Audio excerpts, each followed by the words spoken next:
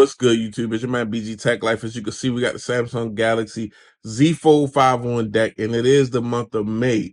And I just got an update. We got the May update for the Samsung Galaxy Z Fold 5. It's a security patch, but it could possibly have some other things going on. Let's talk about it.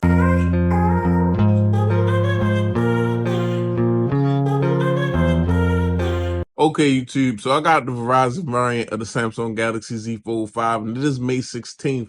I got an update to this phone this morning. It's the May 1st security patch for the Samsung Galaxy Z Fold 5, and there were a lot of vulnerabilities with this device. I definitely just took a look at an article, and if you have a Z Fold 5, it is definitely important that you update your device, because when you see that amount of vulnerabilities in a security patch, then you know there's definitely some things that need to be tightened up around the device. Now I took it to Sam Moby, and you can see this is the May 2024 security patch for this foldable, and it's got 45 security issues. So definitely some things had to be tightened up on this device. And it also talks about excessive battery drain, and that fix could possibly be in this update also, because I remember a lot of folks talking about S24 Ultra battery drain, but my S24 Ultra got the May update. After that update, I decided to do a battery test on my channel. After I did the battery test, I got really, really good battery life, screen on time, and standby time for the Samsung Galaxy S24 Ultra, what I was used to. But there had been complaints about the battery life on the S24 Ultra. So maybe the May update might be the fix, because I know now for this device, they're also talking about a fix for the excessive battery drain. I never really noticed a lot of battery drain on this device. I kind of keep this device plugged up or sitting on a wireless charger anyway. Haven't did any testing of late.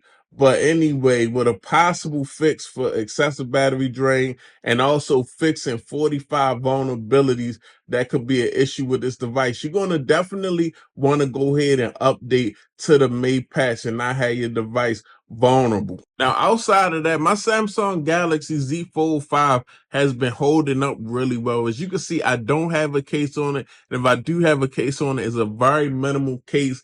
As far as the build and the physical opening and closing of the hinge and the displays and things of that nature, this device has been pretty much a soldier, not having any issues, knock on wood, not having any display issues, knock on wood. I think I got one scratch on the outside display, and that's because I really just throw this device around and I'm not really protective of this device, and it's still holding on like a champion. I still love the way the Samsung One UI is on the Fold. That's one thing that will always bring me back to this device. And I feel like right now we at peak Fold. I don't know what the Fold 6 brings. I don't know if the Fold Ultra is true, but right now this is just a really good foldable device between battery life, performance, and system UI, because I feel like the multitasking on here, just the way that you can use this device with the simplicity at the same time, is really, really good. But yeah, I just wanted to let y'all know that the May security patches out here, this device is really vulnerable if you haven't updated. I've got Verizon, so I know some of the unlocked Z Fold 5s may take a little bit longer, but as soon as you get that opportunity, update, because you don't want your device vulnerable. It's your boy BG Tech Life. Thanks for watching. If you're not subscribed, I hope you get subscribed. I'm out. Peace.